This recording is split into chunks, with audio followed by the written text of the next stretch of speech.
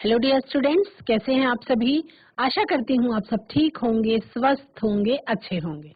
ICT virtual classroom Dehradun में आप सभी का स्वागत करती हूँ। मेरा नाम समता है और बच्चों क्लास 9th में आपका जो चैप्टर है कोशिका जीवन की मूलभूत इकाई, आज हम उस चैप्टर से रिलेटेड क्वेश्चन आंसर्स जो आपके एग्जाम परीक्षापयोगी प्रश्न जिनको हम कहते हैं एग्जाम से रिलेटेड क्वेश्चन आंसर्स, उसको हम करेंगे।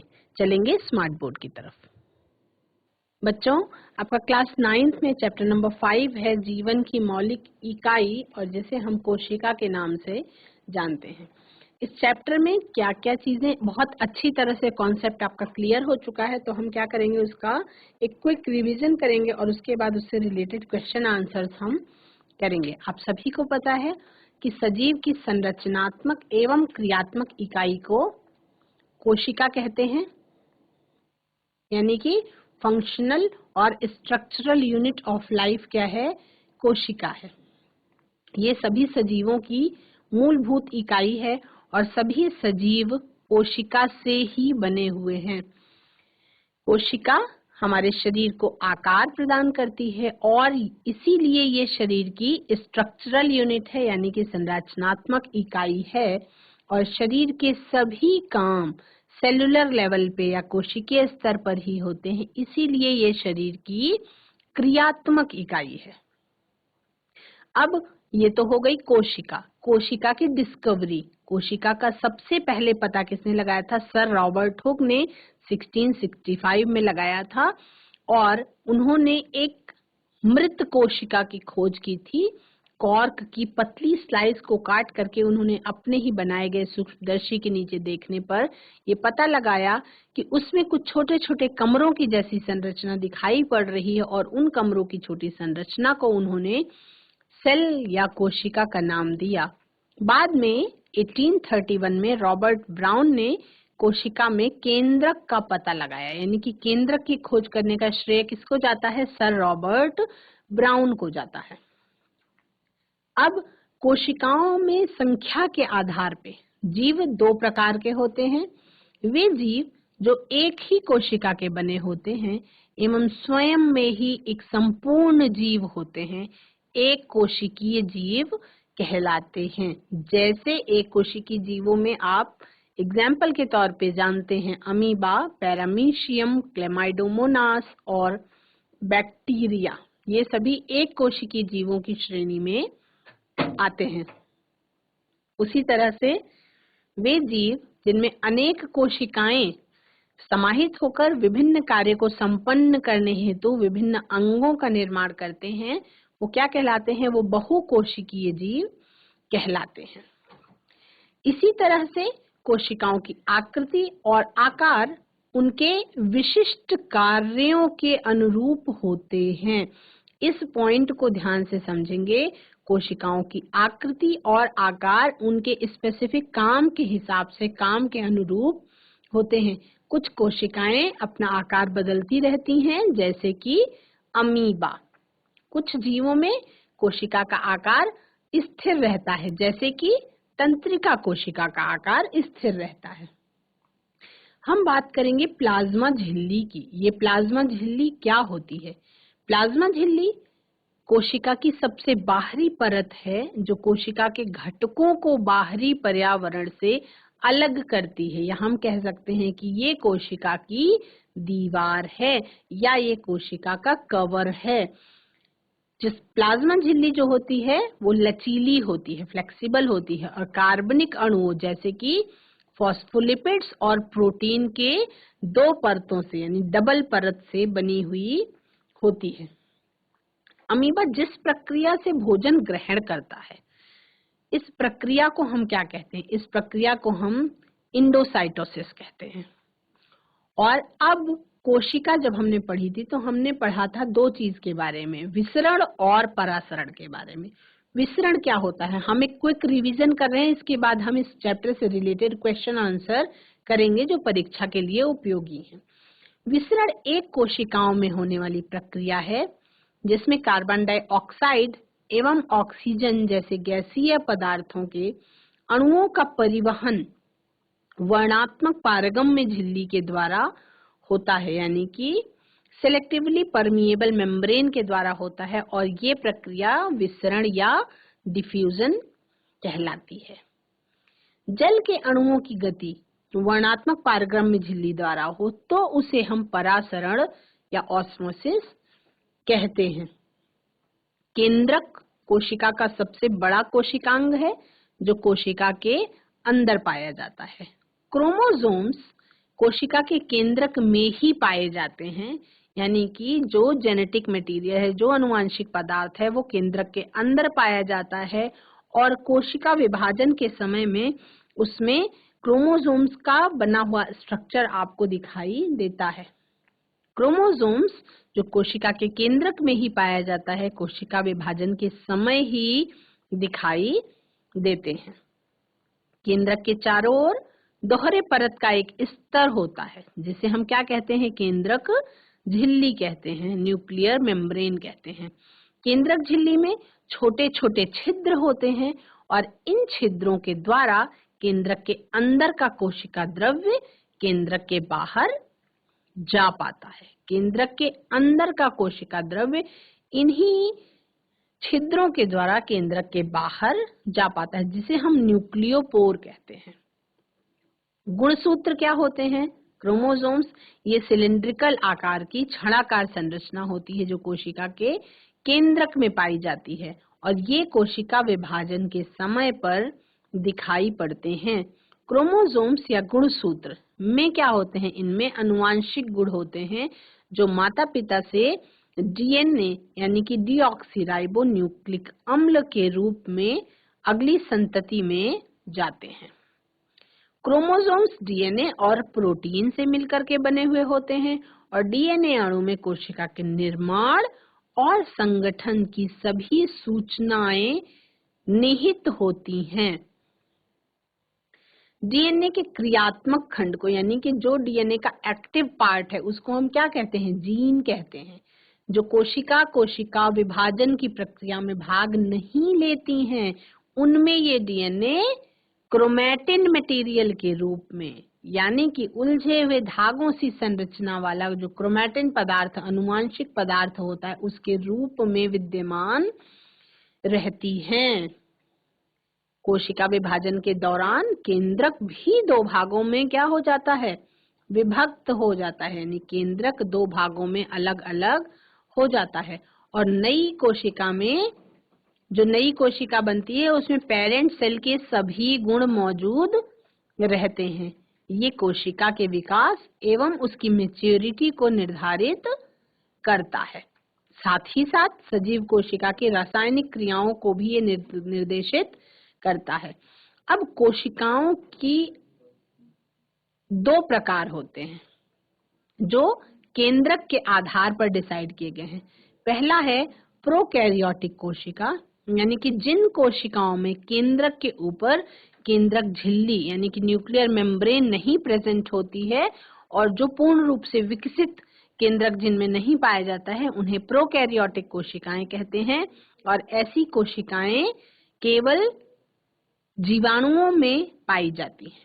दूसरे प्रकार की कोशिकाएं जिन्हें हम यूकैरियोटिक कोशिका कहते हैं, उन कोशिकाओं में केंद्रक झिल्ली पाई जाती है, और उन्हें हम यूकैरियोटिक कोशिका कहते हैं क्योंकि उसके अंदर फुल्ली डेवलप्ड न्यूक्लियस प्रेजेंट होता है, जैसे कि शैवाल या अन्य सभी प्रकार के बहुकोशिक जीवों की कोशिकाएं। अब कोशिका में देखेंगे, प्रत्येक कोशिका के जीव द्रव्य में अनेक छोटे छोटे कोशिका के विशिष्ट घटक पाए जाते हैं। प्रत्येक कोशिका के जीव द्रव्य में अनेक छोटी छोटी कोशिकाओं के विशिष्ट घटक पाए जाते हैं जो कोशिका के लिए स्पेसिफिक या विशिष्ट कार्य करते हैं। इन्हें ही हम क्या कहते हैं? कोशिकांग या सेल ऑर्गेनेल्स या कोशिका अंगक कहते हैं, जैसे कि माइटोकॉन्ड्रिया, गोल्गी बॉडी, तारक केंद्र, वैक्यूल्स, लाइसोसोम्स, राइबोसोम्स और रिक्तिकाएं। कोशिका द्रव्य और केंद्रक दोनों को मिला करके क्या चीज बनती है? साइटोप्लाज्म और न्यूक्लियोप्लाज्म। दोनों को अगर मिला दें तो उसको हम प्रोटोप्लाज्म या जीव द्रव्य कहते हैं। अब इस चैप्टर में हमने हाइपोटोनिक और आइसोटोनिक सॉल्यूशन के बारे में भी पढ़ा था।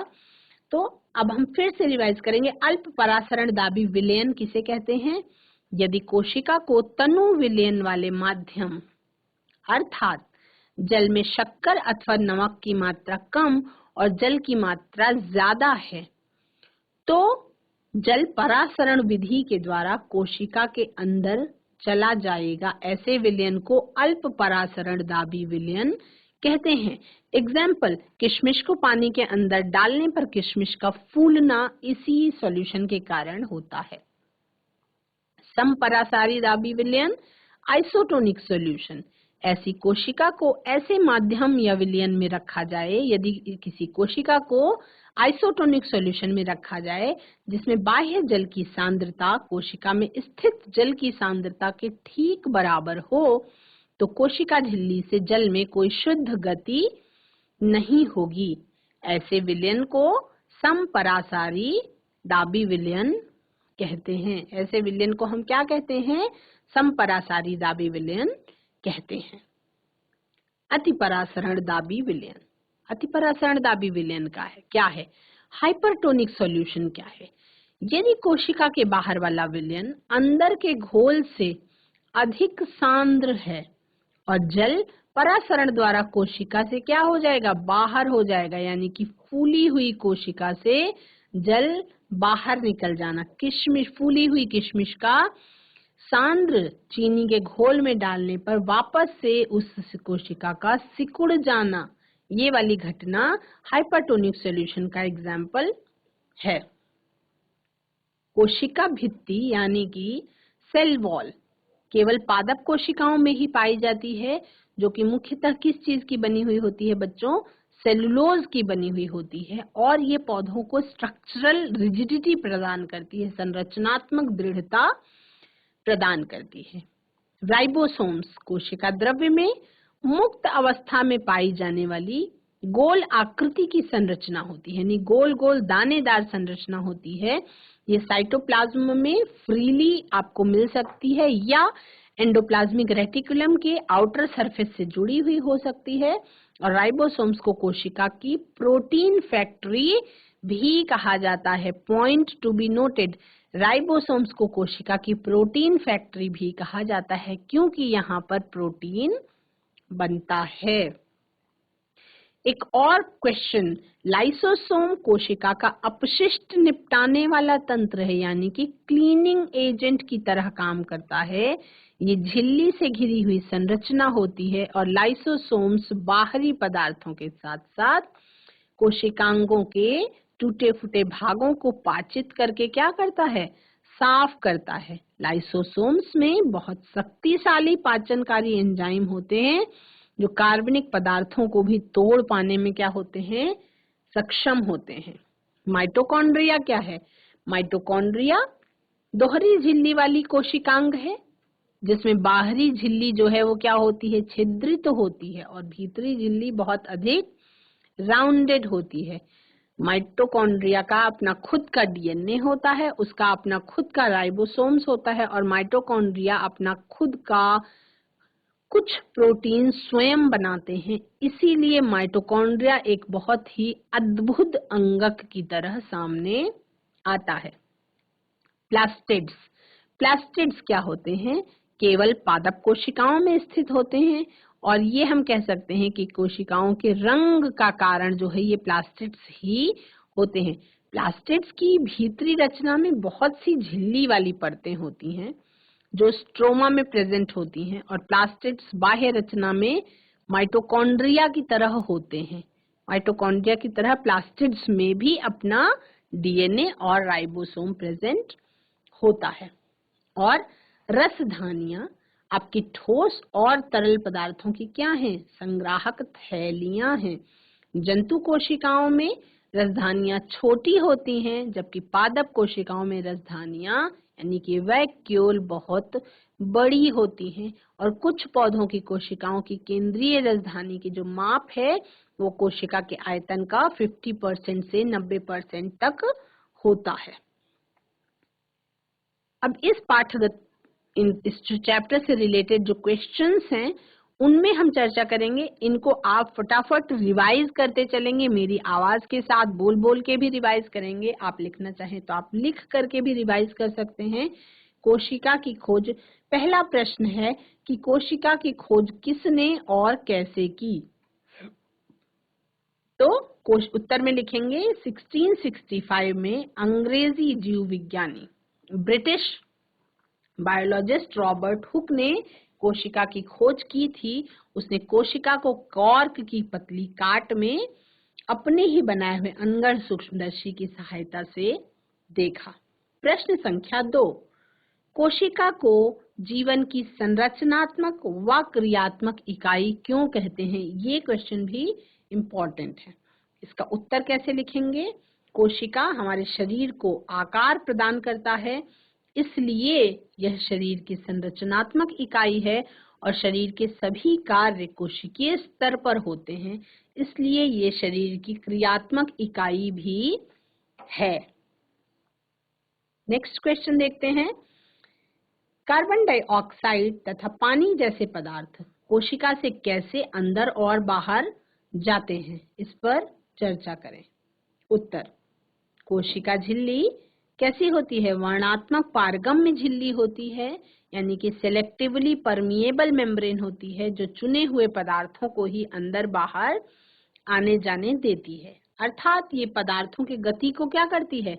नियंत्रित करने का काम करती है ना।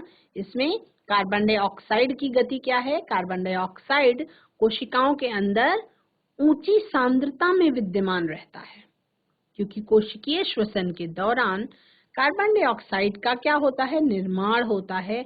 जब कोशिका के अंदर CO2 की सांद्रता बढ़ जाती है, तो उस समय कोशिका के बाहर CO2 की सांद्रता क्या होती है? कम होती है। तो पदार्थों की गति के नियम के अनुसार जो पदार्थ हैं वो उच्च सांद्रता से निम्न सांद्रता की ओर गति करते हैं। इसका मतलब ये हुआ कि गैसों के लिए ये गति क्या कहलाती है? विसरण कहलाती है, और इसी विसरण की प्रक्रिया के द्वारा गैसीय पदार्थ जैसे कि कार्बन डाइऑक्साइड और ऑक्सीजन कोशिका के अंदर और बाहर आते हैं। क्योंकि जब कोशिका के अंदर CO2 की सांद्रता अधिक बढ़ जाती है तो वो बाहर आ जाती है, और जब O2 की सांद्रता बाहर बढ़ जाती है तो वो कोशिका के अंदर चला जाता है। ये हो गई गैसों की गति, यानी कि कार्बन डाइऑक्साइड की गति। अब इसमें पानी यानी जल की गति कैसे होती है, वो कोशिका के अंदर कैसे बाहर और अंदर जाते हैं, उस पर भी हम देखेंगे और चर्चा करेंगे। जल भी ठीक उसी नियम का पालन करता है जो नियम का पालन कौन करती हैं? गैसेस करती हैं। कोशिकाओं में जल की गति परासरण की प्रक्रिया के द्वारा होती है, यानी कि प्रक्रिया सेम ही है। जब वो गैसेस के साथ हो रही है तो उसको हम विसरण कहते हैं, और जब वो जल के साथ हो रही है तब उसको हम परासरण कहते हैं।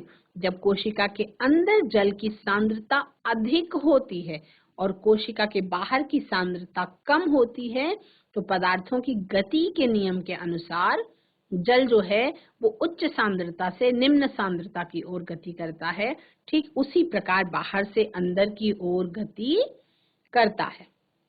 प्लाज्मा झिल्ली को हम वर्णात्मक पारगम्य झिल्ली क्यों कहते हैं? क्वेश्चन, इसका उत्तर लिखेंगे। प्लाज्मा झिल्ली कुछ चुने हुए पदार्थों को ही अंदर अथवा बाहर जाने देती है और अन्य पदार्थों की गति को रोकती है, इसीलिए कोशिका झिल्ली को वर्णात्मक पारगम्य झिल्ली भी कहते हैं। कुछ चुने हुए पदार्थ जैसे कार्बन डाइऑक्साइड या ऑक्सीजन कोशिका झिल्ली के आर पार विसरण प्रक्रिया के द्वारा आ जा सकते हैं। दो ऐसे अंगकों के नाम बताइए जिनका अपना स्वयं का आनुवंशिक पदार्थ होता है। तो पहला, जंतु कोशिका में माइटोकॉन्ड्रिया और पादप कोशिका में प्लास्टिड्स, इनका अपना स्वयं का जेनेटिक मटेरियल होता है। नेक्स्ट क्वेश्चन देखेंगे बच्चों। यदि किसी कोशिका का संगठन किसी भौतिक अथवा रासायनिक प्रभाव के कारण नष्ट हो जाता है तो क्या होगा? उत्तर में लिखेंगे, कोशिका जीवन की सबसे महत्वपूर्ण क्रियात्मक और संरचनात्मक इकाई है। जीवन की सभी मूलभूत कार्य कोशिकाओं से ही संपादित होते हैं। जीवन के सभी मूलभूत कार्य कोशिकाओं से ही संपादित होते हैं और यदि किसी कोशिका का संगठन किसी भौतिक अथवा रासायनिक प्रभाव के कारण नष्ट हो जाता है तो कोशिका की जीवन के लिए कार्य करने की क्षमता जो है वो समाप्त हो जाएगी और जीवन के लिए उपयोगी अनुरक्षण का कार्य जैसे कि पोषण, श्वसन, वहन और उत्सर्जन आदि ये नहीं कर पाएगा। नेक्स्ट और बहुत ही इम्पोर्टेंट क्वेश्चन कई बार एग्जाम में पूछा गया है, लाइसोसोम को आत्मघाती थैली या आत्महत्या की थैली क्यों कहते हैं? उत्तर, कोशिकीय मेटाबॉलिज्म में कोशिकीय चयापचय उपापचय में व्यवधान के कारण जब कोशिका क्षतिग्रस्त हो जाती है या मृत हो जाती है तो लाइसोसोम क्या हो जाते हैं? फट जाते हैं और इनके शक्तिशाली एंजाइम अपनी ही कोशिकाओं को क्या कर लेते हैं? पाचित कर देते हैं, डाइजेस्ट कर लेते हैं। इसीलिए लाइसोसोम्स को सुसाइडल बैग या आत्मघाती थैली या आत्मघाती बैग कहते हैं। कोशिका के अंदर प्रश्न पूछा गया है, कोशिका के अंदर प्रोटीन का संश्लेषण कहाँ होता है? तो कोशिका के अंदर प्रोटीन का संश्लेषण होता है राइबोसोम्स में। नेक्स्ट क्वेश्चन देखेंगे, ये क्वेश्चन भी इंपॉर्टेंट है बच्चों। पादप कोशिकाओं और जंतु कोशिकाओं में तुलना कीजिए। तो इसमें 4 अंतर आप लिख सकते हैं इस तरीके से। पादप कोशिका में पहला लिखेंगे, इसमें कोशिका भित्ति होती है और जंतु कोशिका में सेल वॉल यानी कि कोशिका भित्ति नहीं होती है। पादप कोशिका, इसमें हरित लवक या प्लास्टिड्स लिख सकते हैं, हरित लवक उपस्थित होते हैं और जंतु कोशिका में लिखेंगे इसमें प्लास्टिड्स या हरित लवक उपस्थित नहीं होते हैं या लिख सकते हैं इसमें हरित लवक अनुपस्थित होते हैं। पादप कोशिका में प्रकाश संश्लेषण होता है और जंतु कोशिका में प्रकाश संश्लेषण की प्रक्रिया नहीं होती है। और पादप कोशिका कैसी होती है? ये प्रायः बड़े आकार की होती है और जंतु कोशिकाएं प्रायः छोटे आकार की होती हैं। 4 अंतर सफिशिएंट है आपका। अब नेक्स्ट क्वेश्चन पूछा जा सकता है, प्रोकैरियोटिक कोशिकाएं और यूकैरियोटिक कोशिकाओं से किस प्रकार भिन्न होती हैं? तो 6 पॉइंट्स इसमें लिखे गए हैं और इतने आपके लिए सफिशिएंट हैं। इतने में प्रोकैरियोटिक कोशिका डालेंगे हेडिंग और बीच में मार्जिन देके एक तरफ के बॉक्स में आप यूकैरियोटिक कोशिका लिख सकते हैं। प्रोकैरियोटिक कोशिका में पहला लिखेंगे, आकार में ये प्रायः छोटी होती है और यूकैरियोटिक कोशिकाएं आकार में प्रायः बड़ी होती हैं। प्रोकैरियोटिक कोशिका का सबसे इम्पोर्टेंट जो अंतर है वो लिखेंगे कि प्रोकैरियोटिक कोशिका में केंद्रक झिल्ली अनुपस्थित होती है और यूकैरियोटिक कोशिका में केंद्रक झिल्ली उपस्थित होती है। प्रोकैरियोटिक कोशिका में क्रोमोसोम प्रायः 1 होता है और यूकैरियोटिक कोशिका में क्रोमोसोम्स प्रायः 1 से अधिक होते हैं।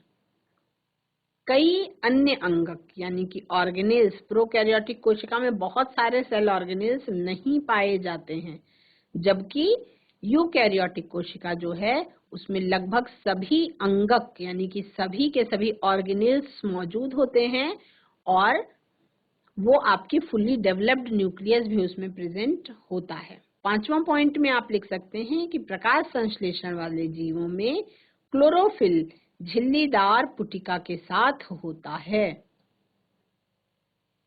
और यूकैरियोटिक कोशिका में आप लिखेंगे कि क्लोरोफिल जो है वो प्लास्टिड्स में प्रेजेंट होता है। छठवां पॉइंट और सबसे मेन पॉइंट है कि प्रोकैरियोटिक कोशिका में वास्तविक केंद्रक के अतिरिक्त झिल्ली युक्त अंगक भी नहीं होते हैं, यानी कि मेम्ब्रेनस सेल ऑर्गेनेल्स नहीं पाए जाते हैं और इसमें केंद्रक झिल्ली के साथ साथ झिल्ली युक्त अंगक भी होते हैं।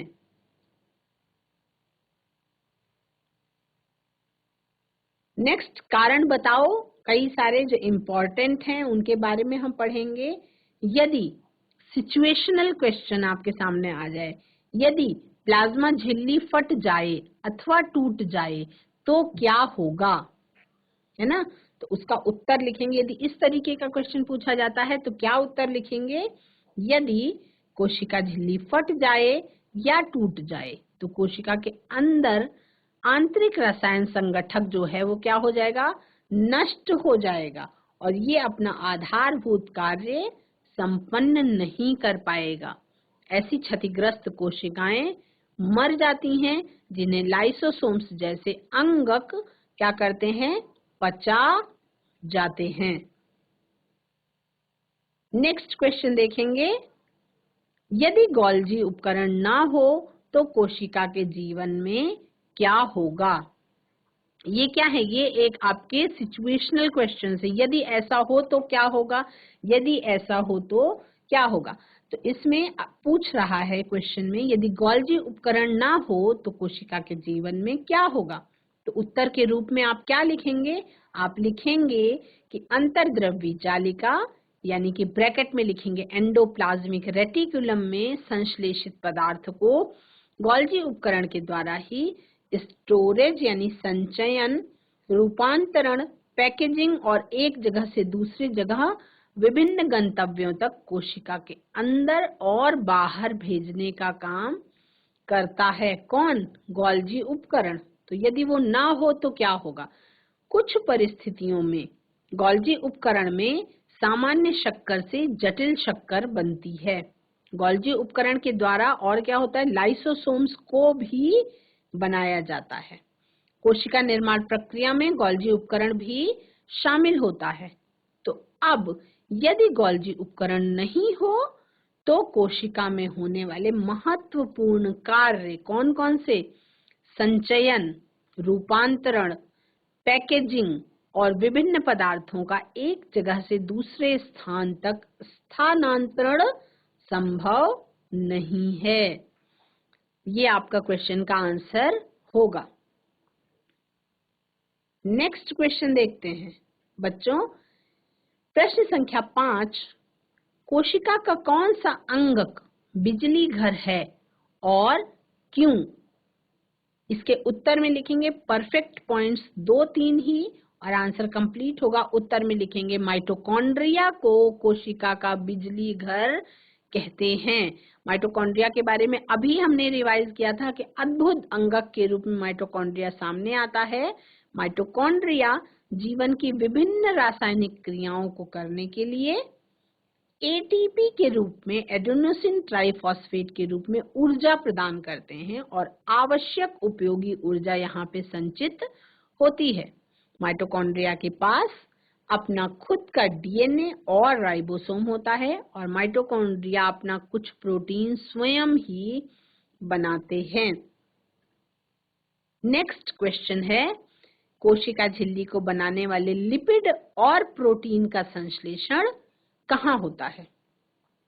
उत्तर में लिखेंगे कोशिका झिल्ली को बनाने वाले लिपिड और प्रोटीन का संश्लेषण एंडोप्लाज्मिक रेटिकुलम यानी कि अंतर्द्रव्यी जालिका में होता है, जिसके 2 भाग होते हैं। पहले पॉइंट में लिखेंगे आप रफ एंडोप्लाज्मिक रेटिकुलम यानी कि खुरदरी अंतर्द्रव्यी जालिका। खुरदरी अंतर्द्रव्यी जालिका के अंदर लिखेंगे क्या? जो कोशिका झिल्ली को बनाने वाले प्रोटीन का संश्लेषण करता है। खुरदरी अंतर्द्रव्यी जालिका के बारे में लिखेंगे कि जो कोशिका झिल्ली को बनाने वाले प्रोटीन का संश्लेषण करता है उसको हम रफ एंडोप्लाज्मिक रेटिकुलम कहते हैं।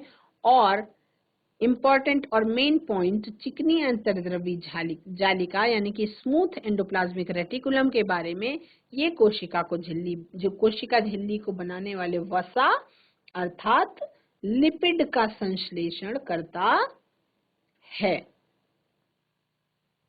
नेक्स्ट देखते हैं, अमीबा अपना भोजन कैसे प्राप्त करता है ना। उत्तर में लिखेंगे अमीबा अपना भोजन एंडोसाइटोसिस की प्रक्रिया से प्राप्त करता है। चूंकि अमीबा एक कोशिकीय जीव होता है। अमीबा कैसा होता है? एक कोशिकीय जीव होता है और एक कोशिकीय जीवों में कोशिका झिल्ली के लचीलेपन के कारण जीव जो है बाह्य पर्यावरण से अपना भोजन क्या करते हैं? लेते हैं और कोशिका झिल्ली पुनः अपनी पूर्व अवस्था में आ जाती है। इसके बाद कोशिका पदार्थ ग्रहण कर पचा लिया जाता है और इस प्रक्रिया को एंडोसाइटोसिस या फैगोसाइटोसिस कहते हैं। नेक्स्ट क्वेश्चन देखेंगे बच्चों।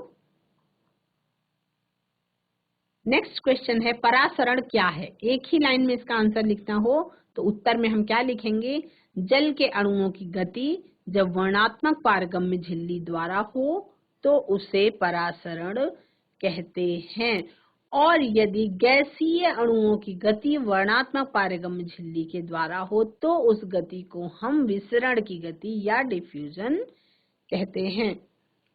अब इसमें ये प्रयोग के बारे में हमने बात करी थी पहले कि छिले हुए आधे आधे आलू के 4 टुकड़े लो, इन चारों को खोखला करो जिससे कि आलू के कप बन जाएं। इनमें से एक कप को उबले आलू में बनाना है। आलू का प्रत्येक कप को जल वाले बर्तन में रखो। अब चारों कप में क्या क्या करना है? कप ए को खाली रखो, कप बी में 1 चम्मच चीनी डालो, कप सी में 1 चम्मच नमक डालो और उबले आलू से बनाए गए कप डी में 1 चम्मच चीनी डालो। क्या होगा? आलू के इन चारों कपों को 2 घंटे तक रखने के पश्चात उसको देखिए, और ये क्वेश्चंस का आंसर आप घर में इस प्रयोग को करने के बाद लिखेंगे। बी और सी के खाली भाग में जल क्यों एकत्र हो गया? ए आलू इस प्रयोग के लिए क्यों महत्वपूर्ण है और ए और डी आलू के खाली भाग में जल एकत्र क्यों नहीं हुआ? इसका वर्णन कीजिए। ये प्रश्न जो है परासरण की प्रयोग से संबंधित है।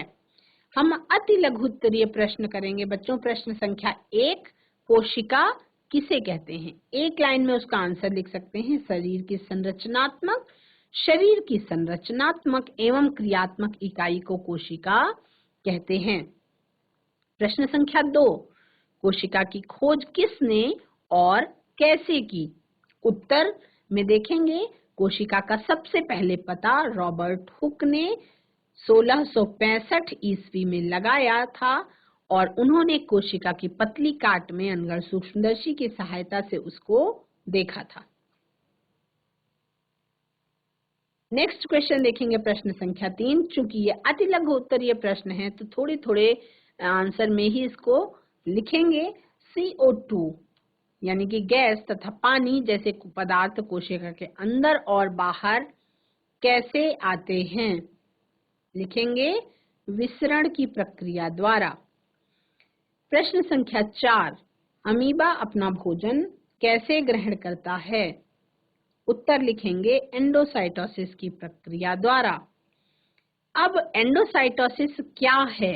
उत्तर में लिखेंगे एक कोशिकीय जीवों में कोशिका झिल्ली के लचीलेपन के कारण जीव बाह्य पर्यावरण से अपना भोजन ग्रहण करते हैं और कोशिका झिल्ली पुनः अपनी पूर्व अवस्था में आ जाती है। इसके बाद कोशिका पदार्थ ग्रहण कर पचा जाता है। इस प्रक्रिया को एंडोसाइटोसिस कहते हैं। इस प्रक्रिया को एंडोसाइटोसिस कहते हैं। प्लाज्मा झिल्ली को वर्णात्मक पारगम्य झिल्ली क्यों कहते हैं? प्लाज्मा झिल्ली कुछ पदार्थों को अंदर अथवा बाहर जाने देती है। ये अन्य पदार्थों की गति को भी रोकती है, इसलिए प्लाज्मा झिल्ली को सेलेक्टिवली परमिएबल मेम्ब्रेन या वर्णात्मक पारगम्य झिल्ली कहते हैं। प्रश्न संख्या 7, परासरण क्या है? हम जल्दी जल्दी रिवाइज कर रहे हैं क्योंकि आप इसको पहले भी पढ़ चुके हैं, है ना। परासरण क्या है? उत्तर में लिखेंगे जल के अणुओं की गति जब वर्णात्मक पारगम्य झिल्ली द्वारा हो तो उसे परासरण कहते हैं। परासरण क्या है? जल के अणुओं की गति जब वर्णात्मक पारगम्य झिल्ली द्वारा हो तो ऐसी प्रक्रिया को परासरण कहते हैं। प्रश्न संख्या 8, सेल्यूलोज क्या है और सेल्यूलोज कहाँ पाया जाता है?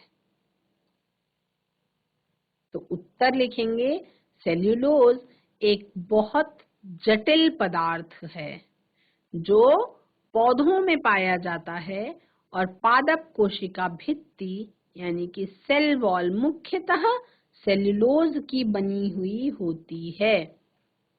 ये बच्चों आप क्वेश्चंस को नोट करेंगे और अपना अच्छे से रिवीजन करेंगे। बच्चों आज की क्लास में, आज के सेशन में आप सभी ने कोशिका जीवन की मूलभूत इकाई उसके बारे में हम लोगों ने क्या किया, अध्याय जो आपका चैप्टर था उस चैप्टर का हमने एक क्विक रिवीजन किया और क्विक रिवीजन करने के बाद उससे रिलेटेड बहुत सारे क्वेश्चन आंसर्स को भी हमने रिवाइज किया। मैं आशा करती हूँ कि जो भी हम रिवीजन करते हैं उससे आपका क्या होता है, जो भी कॉन्सेप्ट आप पहले पढ़ चुके हैं उसका एक क्विक रिवीजन के साथ साथ आपके एग्जामिनेशन में आने वाले परीक्षा उपयोगी प्रश्न उत्तर ये भी रिवाइज हो जाते हैं। और आप अगर साथ साथ जब हम क्वेश्चन आंसर को कर रहे होते हैं उस टाइम पे अगर आप साथ साथ लिखते हुए चलते हैं तो उससे आपका रिवीजन भी होता है और आपके माइंड में वो रिकॉल भी होता रहता है और इस तरह से आपके कॉन्सेप्ट जो हैं वो क्लियर होते जाते हैं और इससे आपका कॉन्फिडेंस भी बढ़ता है। आशा करती हूँ आपको चीजें समझ में आती होंगी। यदि कुछ नहीं समझ में आता है तो आप चैट के माध्यम से या हैंड रेज के माध्यम से पूछ सकते हैं। आज की सेशन से जुड़ने के लिए आप सभी का बहुत बहुत धन्यवाद। That's all for today. Have a nice day. Take care.